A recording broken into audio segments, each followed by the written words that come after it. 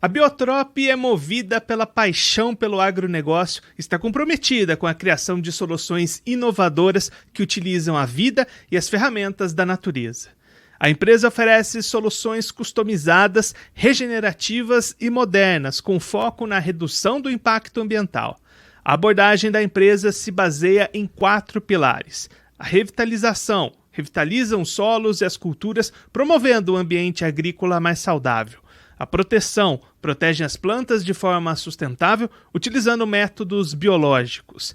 Potencialização, potencializam o crescimento das culturas, aumentando a produtividade. E ativação, ativam processos naturais para otimizar a agricultura e criar um futuro mais sustentável. Acompanhe as redes sociais da Biotrop, basta procurá-los pelo @biotropbr no Instagram, Facebook e LinkedIn, ou acessar o www.biotrop.com.br. Olá, você acompanhando Notícias Agrícolas, começamos mais um episódio do Hort Resenha Podcast, um espaço aqui no Notícias Agrícolas para debater, para conversar sobre os assuntos da horticultura brasileira, e o nosso tema de hoje vai ser o uso da tecnologia na cultura de hortifrutis aqui no Brasil. E quem vai conversar com a gente sobre esse assunto é o Lúcio André de Castro Jorge, ele é pesquisador da Embrapa Instrumentação, já está aqui conosco por vídeo. Então, Lúcio, seja muito bem-vindo, é um prazer tê-lo aqui no Hort Resenha. Obrigado, Guilherme. Será um prazer estar aqui compartilhando esses detalhes e informações.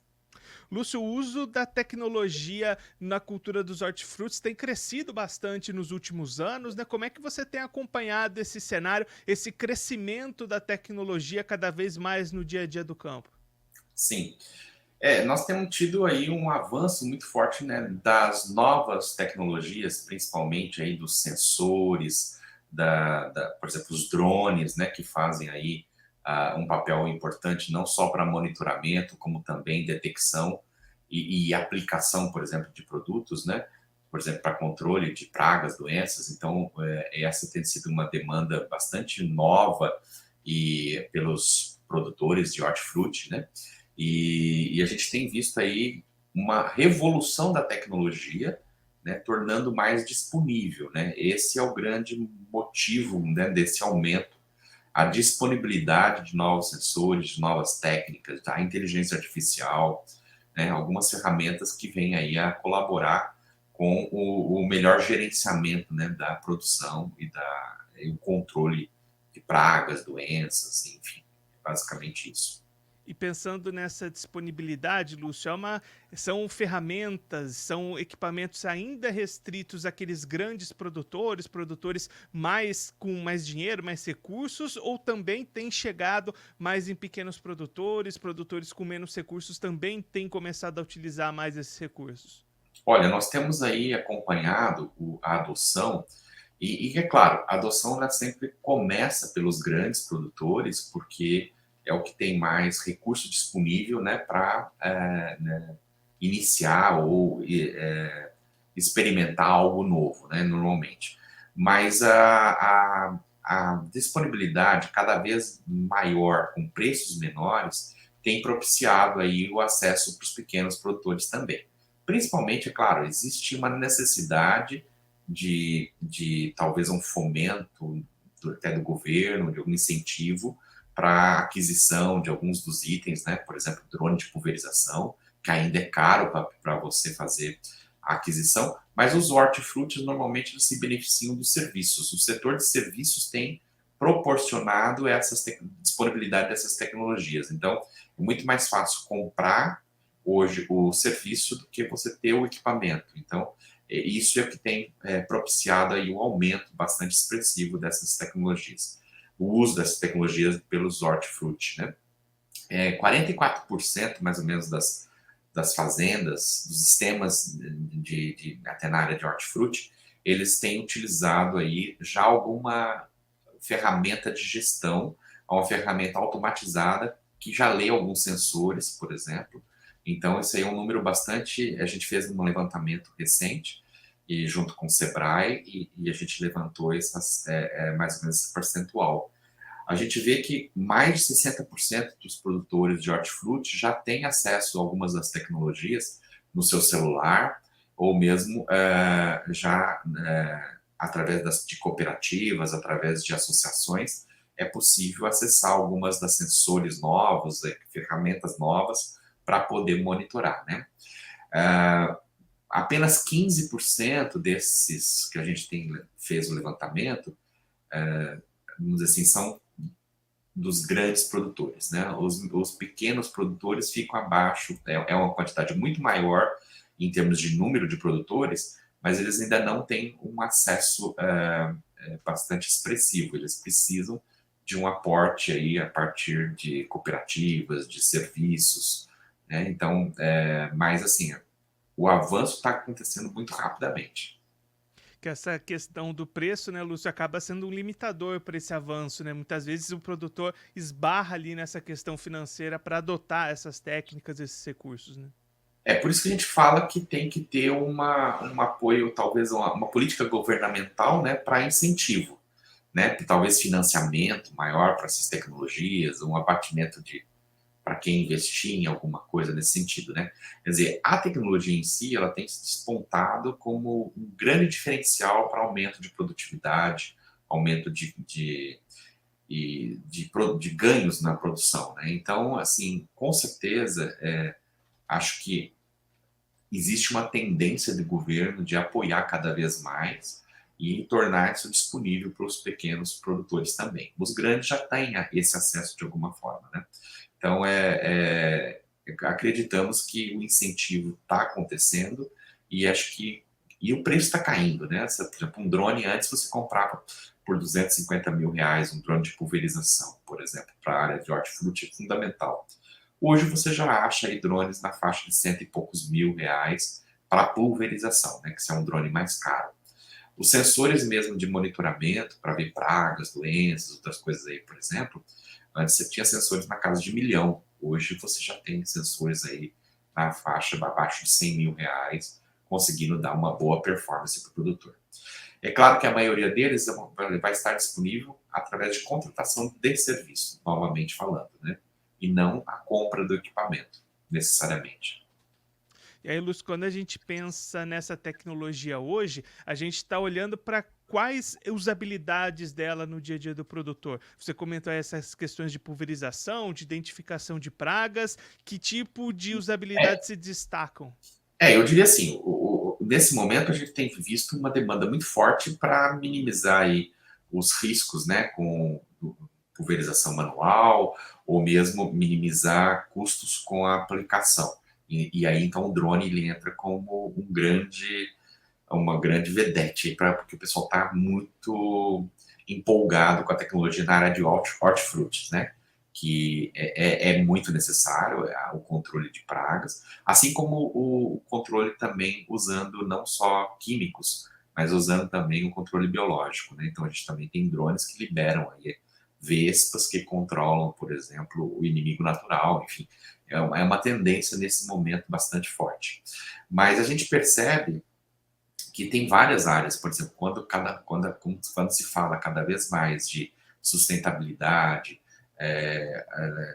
a linha do ESG que a gente chama, né, de proteção do meio ambiente, sustentabilidade e produtividade, a gente entra com um fator muito forte, o item rastreabilidade, e aí a tecnologia ela é praticamente fundamental, né? Você ter como rastrear de onde saiu a fruta, o seu produto, né? E poder dar certificado de origem, essas coisas todas que cada vez mais está sendo o mercado tá exigindo. Então a tecnologia ela entra também forte nessa linha de ferramentas para rastreabilidade, para manter certificados de origem e tudo mais, né? Então, normalmente hoje já tem 7% só do mercado usando essas tecnologias, mas as várias startups, empresas inovadoras que estão aí na área de tecnologia, elas estão olhando para esse mercado e estão investindo fortemente, né? Então a gente já vê várias iniciativas de empresas, de startups, trazendo essas novas tecnologias e trazendo soluções aí de serviço para fornecer para os produtores, né? E olhando para essas inovações, Lúcio, como é que está esse cenário para o futuro? O que a gente pode esperar dos próximos anos, próximas tecnologias chegando para ajudar, para revolucionar talvez aí esse setor?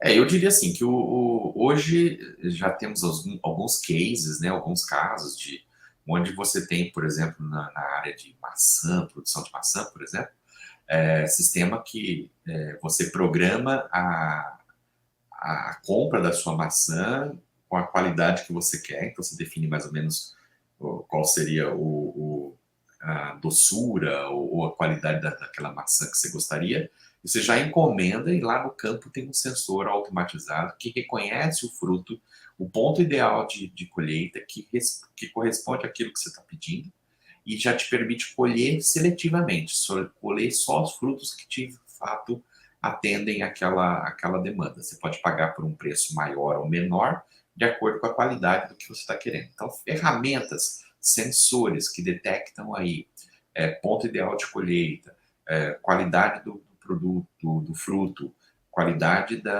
assim, ou mesmo até monitoramento de pragas e doenças, eu diria assim, está sendo um avanço, está tendo um avanço muito grande. Então, a gente acha, quer dizer, que nos próximos 5 anos aí a gente vai ter uma revolução nessa linha no campo, na área de hortifrutis principalmente, né, para monitoramento do campo e claro que facilitada aí se a gente conseguir ter a internet, né, disponível no campo para poder comunicar isso em tempo real, em geral, né? Esse é uma das premissas aí que a gente precisa. A inteligência artificial está entrando em tudo. Ela está entrando também nessa linha de sensores e nessa linha que vai trazer a inovação aí para a colheita, né? E para a colheita ideal. Então, eu acho que os próximos 5 anos aí prometem muita evolução aí no campo. E Lúcio, pensando nessas inovações, quando a gente pensa aqui no mercado brasileiro, a gente está atualizado com essas últimas tendências, essas últimas tecnologias, elas demoram um pouquinho para chegar aqui no Brasil. Como é que está o cenário brasileiro dentro dessas inovações tecnológicas? Sim, existem assim alguns setores que a inovação ela tem vindo mais rápido, né? Então, por exemplo, alguns setores, quando você pensa o setor sucroalcooleiro, por exemplo, tem puxado o setor florestal. Alguns setores essas tecnologias têm vindo muito mais rápido. O setor de hortifruti ele vai um pouco atrás, né, nessa demanda, mas eu diria o seguinte: os nossos produtores, a gente vê alguns casos lá no Nordeste, Petrolina, enfim, região extremamente tecnificada, é surpreendente, né, a capacidade com que o pessoal está fazendo a produção e o controle, enfim, e já usando essas tecnologias. Então, nós não estamos muito diferente do que tem lá fora, né? O que muitas vezes a gente ainda não tem, que nem esse sistema da maçã que eu comentei, é um sistema de Israel, ainda não está disponível aqui.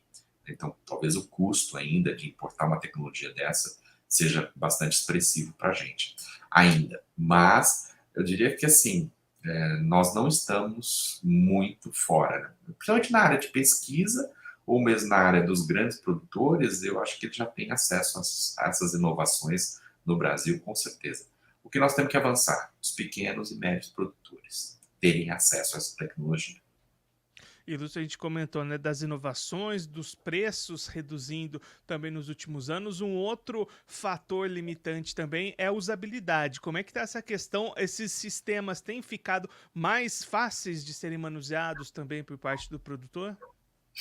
Esse foi uma das coisas que a gente fez um levantamento, né, na pesquisa nossa, a gente foi bastante representativa do Brasil todo, com os diversos setores, não só hortifruti, e o que a gente percebeu que mais de quase 80% dos produtores indicaram que o acesso à tecnologia limitada pela falta de conhecimento do que ela traz de fato de retorno. Então, muitas vezes eles não adotam, não é nem pelo recurso, pela falta de recurso. Às vezes eles não adotam porque eles não conseguem enxergar ainda a usabilidade dele.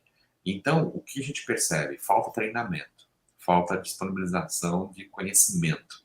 Então, acho que talvez aí tem uma ação muito forte, talvez, de agentes difusores como o Sebrae, talvez a própria Embrapa, enfim, de fazer com que os produtores...